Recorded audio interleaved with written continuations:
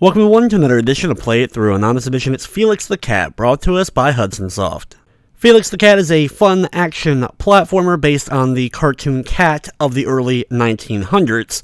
And even though Felix is a very long-running cartoon character, he only has appeared in a very small handful of video games over the years. There was a feature-length animated film in 1988, but it didn't make it over to North America until 1991. About a year later is when this game was released for the NES, so it's probably due to the fact of that animated film that we even got a Felix the Cat game at all. The game is a relatively typical platformer where you're playing as Felix the Cat trying to save his girlfriend, along with his magic bag that he uses in order to help him out to traverse the worlds.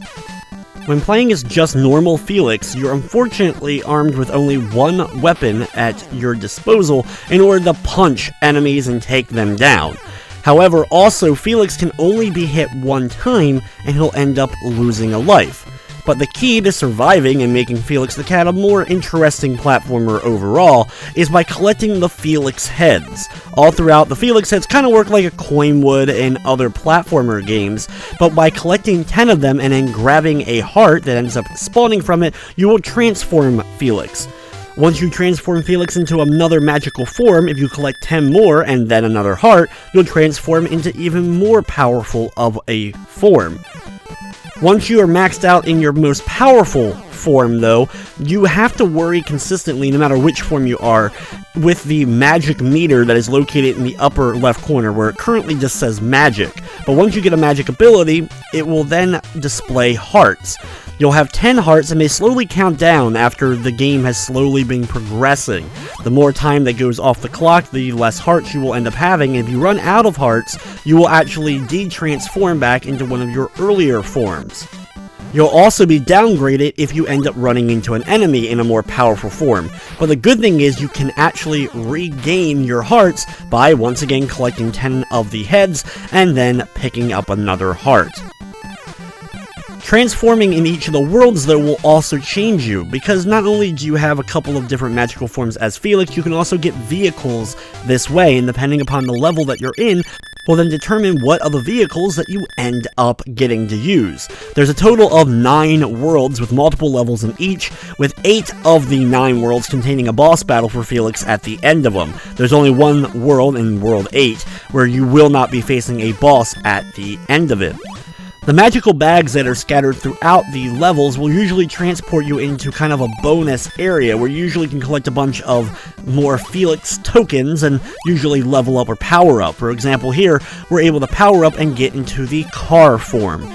Once I've transformed, my goal is to try to keep a hold of this as long as I possibly can, keeping an eye on that magic meter at all times in order to make sure I grab enough of the Felix tokens to keep it. Now, the good thing about it is, if you're able to make it through a level, let's say you have 1 heart left when you complete a level, you'll then be granted full magic meter at the beginning of the next level. Now, here's our first boss. Pretty much, we're just going to get close enough in order to hit the boss, not get away from us. It'll sometimes throw a projectile at us, but it's very easy to dodge because, as you can see, the object ends up going over Felix's head most of the time. Once it's taken care of, you'll get a rack up of score, and then you'll pop out of the magic bag and be able to go to the goal. I don't know why they couldn't just teleport you instantly to the next level after you defeat the boss, but that's just how it ends up going in the game. Between the 2 worlds, you'll usually get a very brief scene before getting control of Felix and going into that next level. What makes the game at least somewhat more enjoyable than just a typical platformer is because there are a few varieties of levels that you'll get to do, such as, for example, here, you have flying stages, and you can actually level up Felix in the flying mode in order to eventually get him in a plane. But for starting off, you end up having Felix with just a very small umbrella that ends up carrying him around. His secondary form for it is a hot air balloon, which is one of my more favorite of the different vehicles or abilities you end up getting just because of its look. But if you're able to, immediately get all the symbols you can and get into that plane form. Your mobility becomes especially good during the plane form, and you can actually fly or hover underneath or over a large portion of the enemies during the course of the flying stages. If there are cannons below you, of course you're going to want to make sure that you dodge them. Even if they go off screen, those cannonballs can potentially hit you, so always be cautious. And when you make it to the end where the pyramid is, you'll have to fly down just a bit in order to make it through the goal and then move on to 2-2. The game ends up remembering what form you had in the previous style of level. Since we went from the plane theme level to a now land-based one, we go back to the form we had during the last land-based level.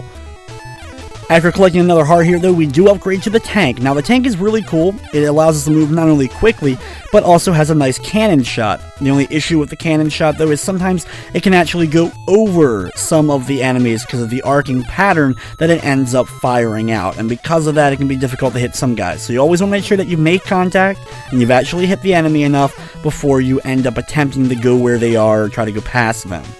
Some enemies later on will take multiple cannon shots, but for the most part, most of them will go down with a single shot from the cannon.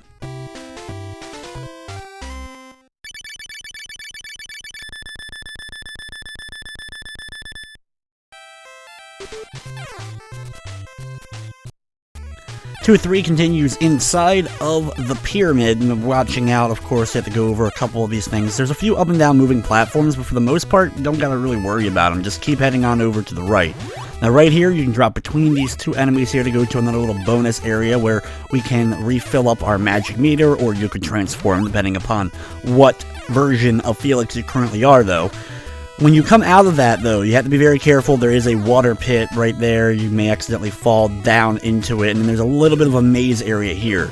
This is where the tank's a bit of a pain, because as you can see, I shoot over those smaller enemies, so I kind of had to wait for them to take a few steps in front before I could hit them. Now, for the boss is this guy with a gun here. He uses a spring to kind of bounce back and forth. He moves really slowly, though, so you can keep bouncing him off the walls using the tank's projectile. Every once in a while, he will fire out a giant bullet, so kind of timing out, be prepared to jump over that bullet and avoid it, and then continuing firing at him or hitting him with your weapon in order to beat him and then finish up world number 2.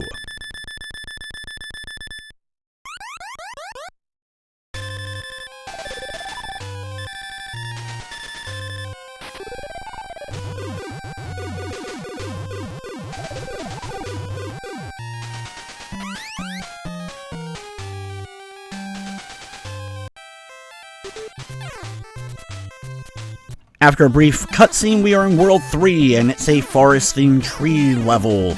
And we start off by climbing up on a couple of the tree branches and heading off to the right. You'll notice that's a consistent theme of just kind of working our way over to the right as quick as we can. There is a magic bag a little bit before where I am now, where you could refill if you needed to.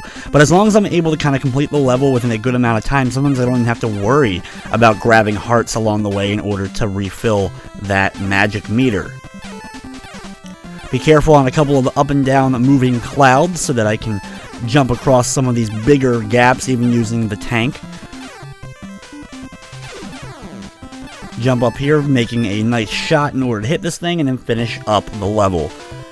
I've always found it weird, the kind of kitty clouds in the background that consistently just keep saying Felix. I don't know, they're all over the place in the game. I guess the reminder, of course, you're saving her or whatever, but there's quite a lot of them throughout the course of the backgrounds, along with the professor, too. The guy, the evil professor that we're trying to take out that actually did the kidnapping. A couple of enemies you will notice every once in a while do take multiple shots, even from your more powerful weapons, so be sure that an enemy is gone before you attempt, of course, to go anywhere near their platform. Most enemies are pretty simple, either moving back and forth on a platform, a little bit of a wave-like flying pattern. Overall, usually pretty easy to take care of.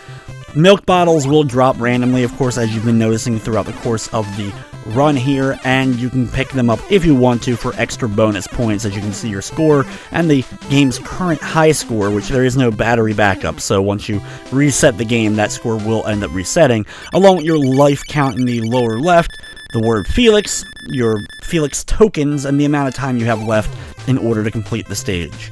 Now, level 3-3 is the final level, of course, of World 3, but it's also another flying level, which I do like these levels. I like controlling the plane while dodging the various cannons that are firing from below. Like I said, a lot of times, as long as you have enough magic, you can kind of take the upper path through large portions of stages. Every once in a while, though, you will have to come down, kind of make your way underneath of a mountain or in between a set of large tree trunks, in this case, in order to keep on moving through.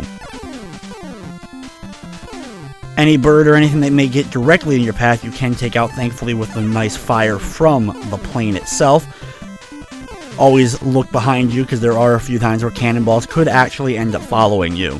If you get low on magic, you will start to flash, unfortunately, which can be a bit annoying, so you're always going to be seeking out those extra hearts. Unfortunately, though, I ended up just missing it. I was hoping I could finish the level, or at least get to the boss before that ended up running out, but now I have to fight the boss with the lesser form.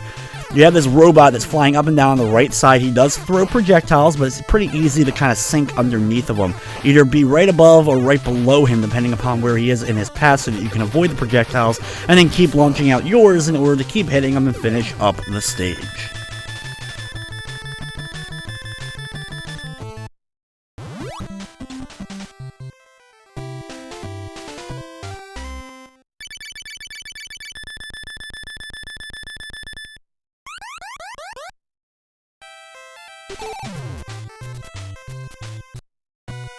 For number 1 is an island-themed setting, and we're back inside of our tank here.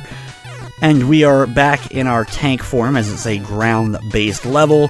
Because of the way things kind of work with the multiple different forms and being different styles for different levels, you can end up being a different form in one level, but a lesser form in another, as it goes back and forth between the two. Work your way down here. Unfortunately, if you are in the tank, it's a little bit troublesome to actually hit some of these guys. But like I said, most enemies are kind of really low, moving to the ground, very slow moving, easy to take care of, but are a bit annoying because your fire may end up going a little bit above them, and you have to kind of aim it up right. Be careful at the end. There's a couple moving platforms and a little open water area that you can accidentally fall down into. But once you complete the stage, we move on to 2-2. Now, for this level, we're actually going on a water-themed stage where we can actually use a raft in the first form.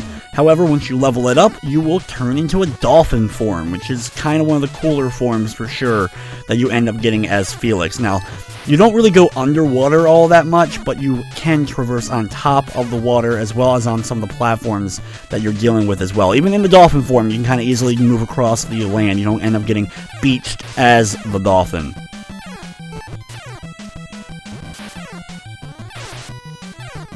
Take this upper path along these small little towers if you want to. It'll be a little bit easier than dealing with anything down below. You want to deal with the enemies.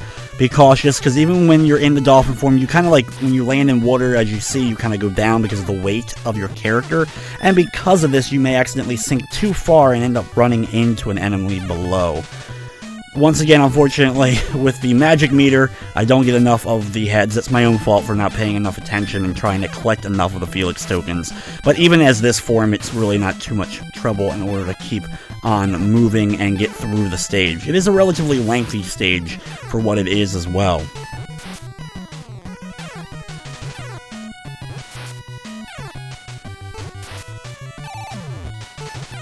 Right near the end, though, I'm able to get one more heart and transform into the dolphin form in order to finish up the stage.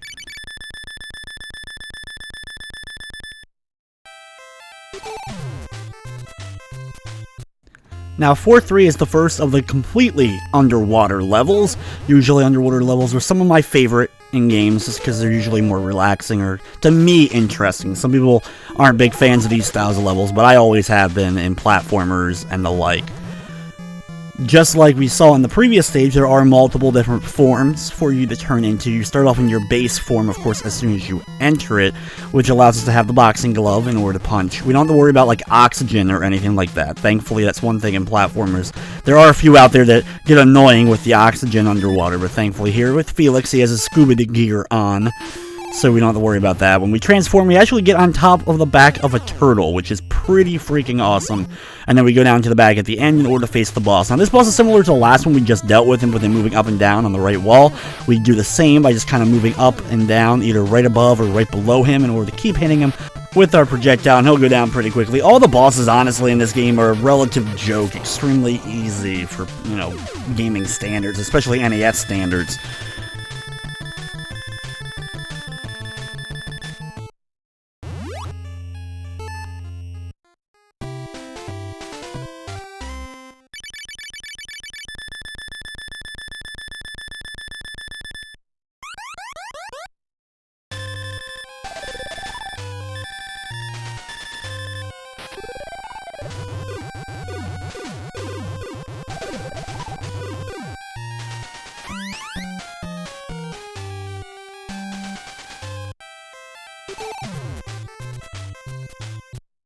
Felix ends up back at his house for a brief cutscene before going on to the next world, which is another tropical theme, but also like volcanoes and such.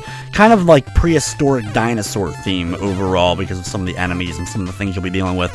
Even the large-necked dinosaurs are relatively easy to deal with, though, because they are just as slow and moving as a lot of the other enemies that are kind of ground-based for the title. While overall I love the overall graphical styling and the gameplay for the most part, I just wish it was a bit more of a challenge. Some of the enemies are just so easy and pathetic to kind of get past. But it's a great beginner platformer for sure. If you're someone who doesn't really get that good at NES platformers, this is one that pretty much I think anyone could probably handle. Now the second level is another one of the air levels, and since we left off in the balloon form, that's what we start back off as.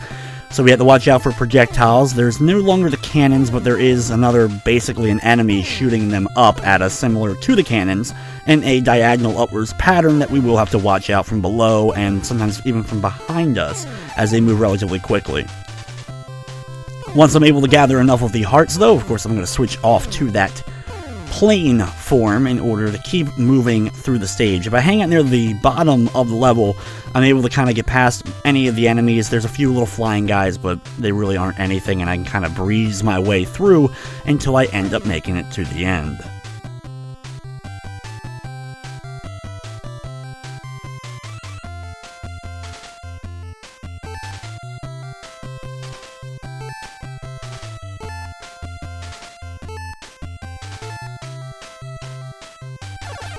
One of the only issues, of course, of hanging near the bottom for too long is the magic meter will start to run out, but if you time it just right, you should be able to maybe finish the level. You kind of just haul all the way to the end. I'm able to just barely get there before I end up running out of magic.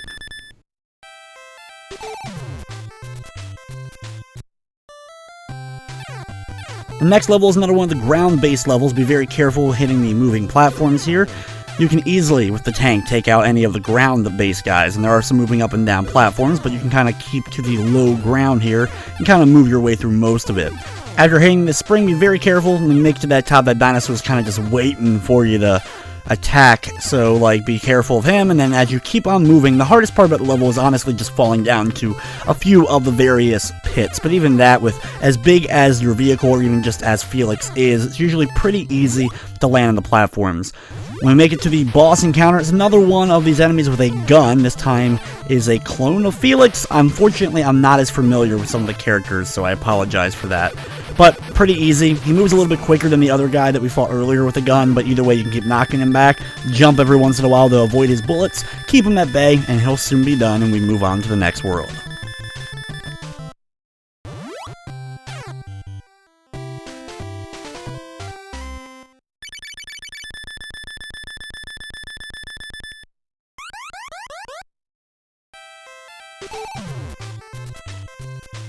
The sixth world starts off with another one of the kind of dolphin or above water themed levels, I guess you could call them. Either way, it's an ice themed level, which would freeze this dolphin, you would think, but the dolphin is going to persevere as we're making it through. The fish enemies, you have a couple of different types, ones that are jumping out of the icy waters. You'll have ones that will be able to kind of throw projectiles at you. These are more annoying. And then you kind of have like the furry white little like mini abominable snowman guys. They're pretty cute, and you can easily avoid them by just kind of jumping over them as they won't do too much. The worst thing is the giant fish that ends up spewing the projectiles. Greenbirds, as you can see earlier, I was able to actually land on and use them kind of as a mini platform as I'm making my way through this stage.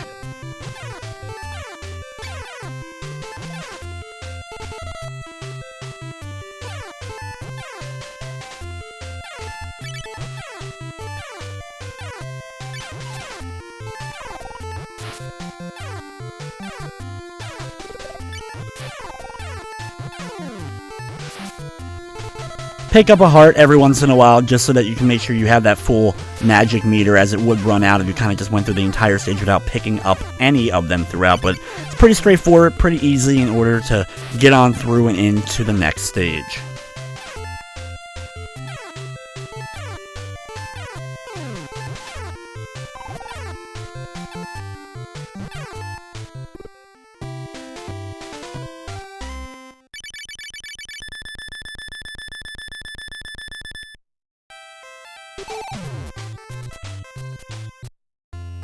Now following that up is an underwater themed level, another one of these ones I like. There's some really big fish that move pretty slowly, some hopping up and down, fish-like enemies, and then jellyfish. The jellyfish are probably the more annoying as they move up and down in the water, but still they move slowly, easy to hit with a projectile, or really easy to just kind of go in between and avoid them altogether. Finally, though, we're able to upgrade into kind of the submarine underwater vehicle here instead of the turtle. This thing's pretty awesome looking overall and fires out a nice missile projectile that will just destroy anything in its path. The only kind of problem with it is the missiles don't go out too far from you, so if you're trying to hit something from a good distance, it's a little bit tougher, but very good weapon to use and easy able to take out the robot boss. It's another kind of rematch here against this guy, but he's just as easy as before. The projectiles move a little bit differently when they're coming towards you, but still it's an extremely easy battle, and once he's done, we move on to the next world.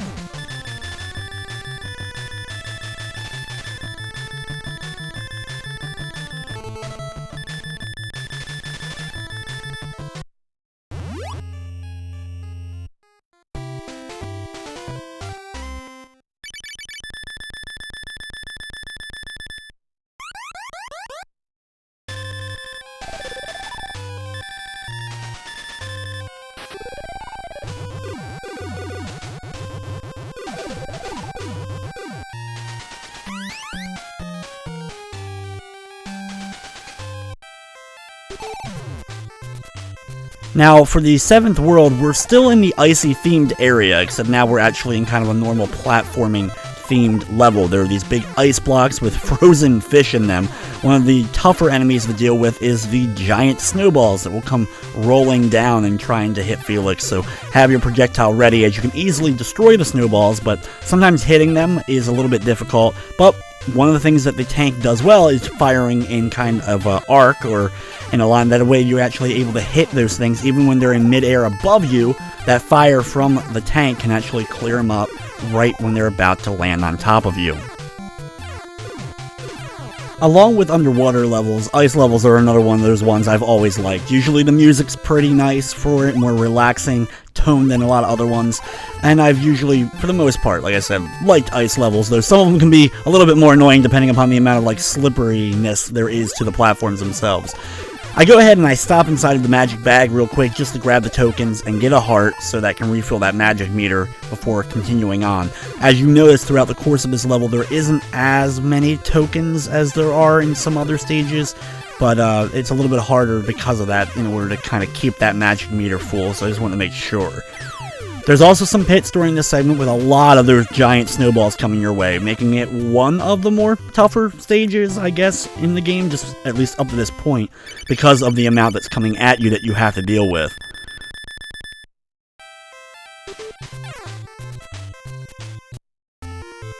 Now the next level is another one that is on land. You're inside of an ice cave though. A little bit into it, you'll have to deal with some bats that kind of hover down towards you, as well as multiple pits for you to deal with. A lot of them you can kind of just jump over the entire pit in one big jump without even having to go to the moving platforms between.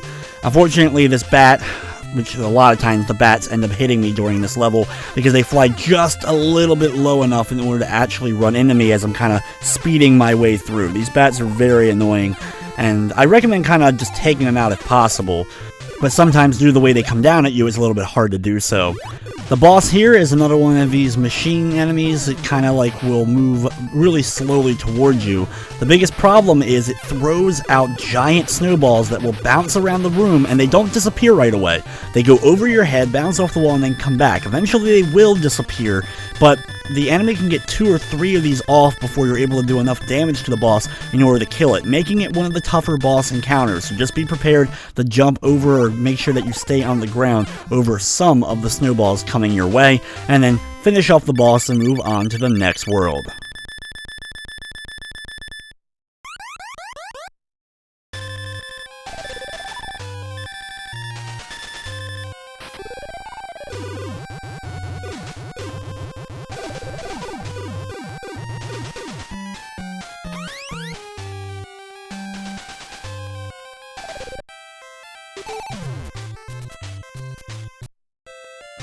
Onwards to World 8, which as you can see is a space-themed level. Now here we get to control kind of a space machine with Felix, and has a nice fire button to it in order to attack enemies. It's an auto-scrolling level though, so you have to kind of just go at the level's own pace, so it slows things down a little bit compared to how we've been moving in some of the other levels, but it's still a pretty cool stage overall.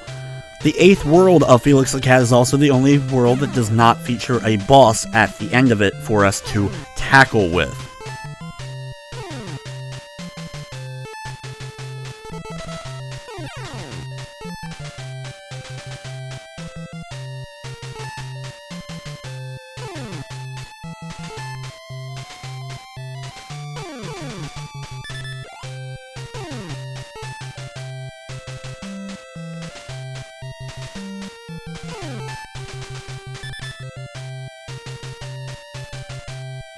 Because of the scrolling nature of the level and being relatively slow, things are easy to take care of and avoid that are going to be coming towards you, such as the asteroids, but also because of the slow-moving nature of the level, it's a pretty long stage to endure just because of the amount of time. So be sure that you're picking up enough of the Felix tokens throughout to get the hearts to make sure that that magic meter stays at full.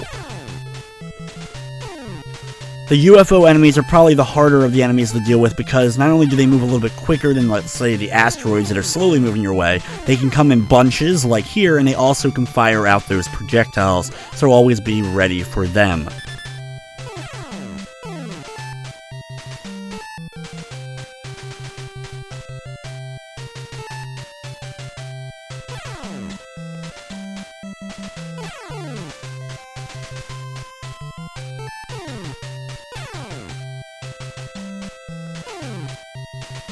Like I said though, there is no boss, and World 8 is only this one stage. It honestly could have been put at, like, World 9, like, attached to it, because as you'll see, when we make it into World 9, it's another space kind of themed level. You could have just kind of put that all in one theme, and had the 8th world be all in space. But either way, we move on to World number 9, which as you can see, we are now on the planet that we have traveled to in the previous level. Instead of the snowballs, you'll have these giant meteor rocks that are going to be coming your way that are as annoying. They move even about the same speed as the giant snowballs, but you can avoid them pretty easily with some nice timed jumps or by taking them out. Other enemies, such as the slow-moving guys on the ground, can be a pain. You can easily kind of jump over them. You can take them out with the cannon if you want to, but a lot of times it's just easier to jump over them and avoid them altogether.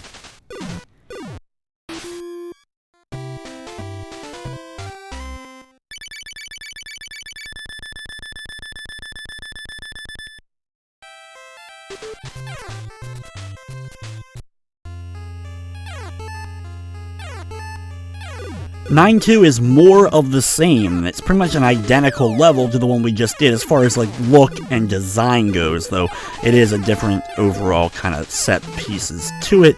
There's a little bit more platforming here, as there are some small platforms that you will have to jump in between in order to keep Felix moving without accidentally falling into the poisonous moon or planet water, or whatever you want to call that pink goodness down below that we could accidentally fall into with Felix.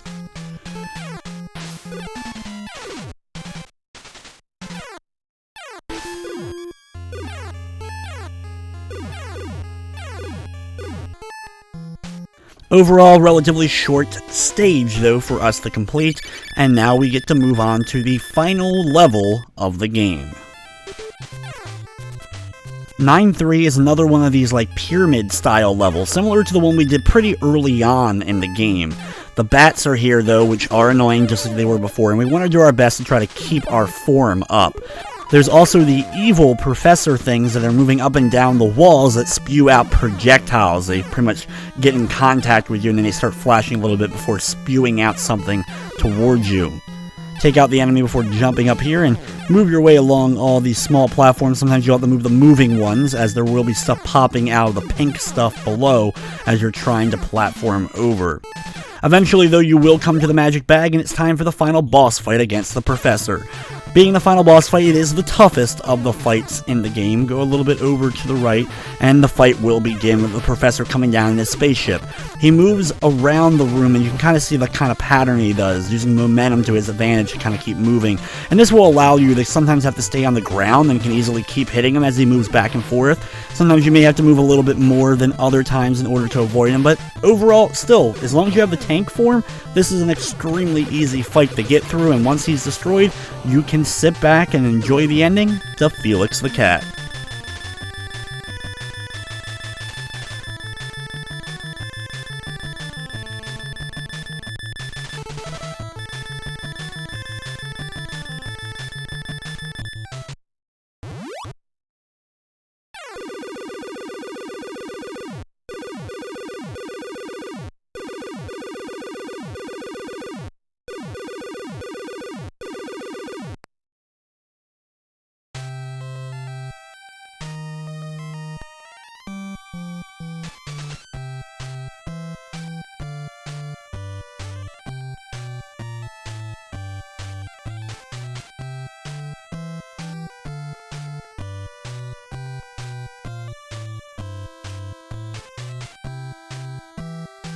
So there you have it, Felix the Cat for the NES. A relatively simple and easier platform. I like some of the abilities and forms that Felix gets to have during the course of the game.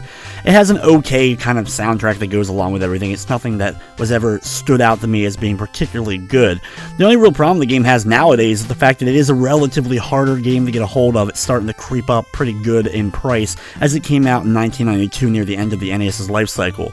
There was also a Game Boy version of this game that was released about a year after this one, and it's very similar to this, though I've actually not played it, so I'm not sure if it's identical in every way, but I know it's very similar.